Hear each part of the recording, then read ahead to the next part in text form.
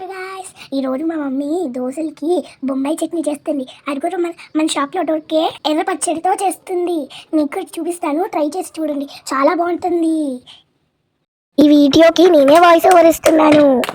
ముందుగా ఒక ప్యాన్ పెట్టుకోవాలి, తర్వాత గ్యాస్ ఆన్ చేయాలి, తర్వాత ఆయిల్ వేయాలి. ఆయిల్ కొంచెం హీట్ అవ్వాలి, తాలింపు గింజలు వేయాలి. తాలింపు గింజలు కొంచెం వేగినాక కరివేపాకు వేయాలి. ఇప్పుడు చూడండి ఫ్రెండ్స్, మ్యాజిక్ లాగా చిట్పట్లాడుతున్నాయి. లోహి, నేను నీకోసం బొంబాయి చట్నీ చేస్తున్నా కదా, నన్ను ఎంటర్టైన్ చేయడానికి ఏదైనా పాట పాడతావా?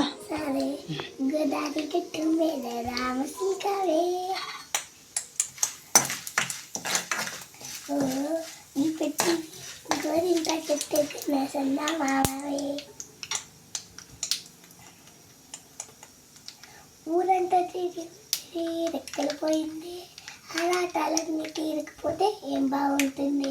నా గట్టు ఉన్న ఒకే రెక్క ఆడబిట్టురే, నీతోటి కొందాక బాధలు ఎవరు చెప్పుకుంటారే.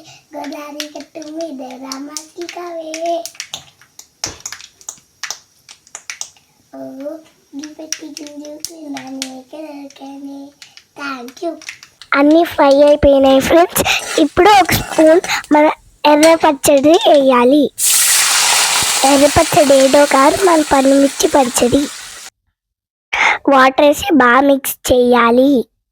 అమ్మ, నేను వీడియో తీయాలి కదా, నువ్వే చెప్పు. వాటర్ బాగా బాయిల్ అయిన తర్వాత మనం శనగపిండి ముందుగా కలుపుకొని ఉంచుకోవాలండి. 3 టేబుల్ స్పూన్ శనగపిండిలో బాగా వాటర్ పోసి ఉండలు లేకుండా కలుపుకోవాలి. ఇక్కడ మాకు పండుమిర్చి వేసే బిట్టు మిస్ అయ్యింది, అందుకని కొంచెం వేసి మళ్ళీ చూపిస్తున్నాను మీకు. వాటర్ ముందే పోసుకోవాలండి. శనగపిండి వేయంగానే చాలా థిక్గా అయిపోతుంది అనమాట.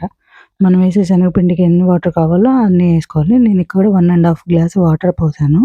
అదిగోండి, ఇలా మనం పల్చగా కలుపుకోవాలి శనగపిండి. 3 టేబుల్ స్పూన్ శనగపిండిలో వాటర్ వేసి కలిపాను. ఇది మనం పోస్తూ తిప్పుతూ ఉండాలి స్పూన్తో, ఉండలు లేకుండా.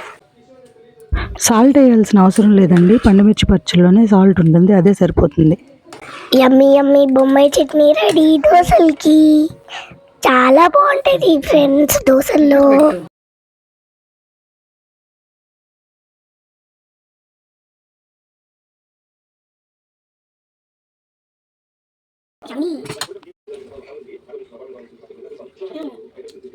చాలా బాగుంది. Thank you. మీరు కూడా ట్రై చేసి ఎట్లా ఉందో కామెంట్లో చెప్పండి. Thank you.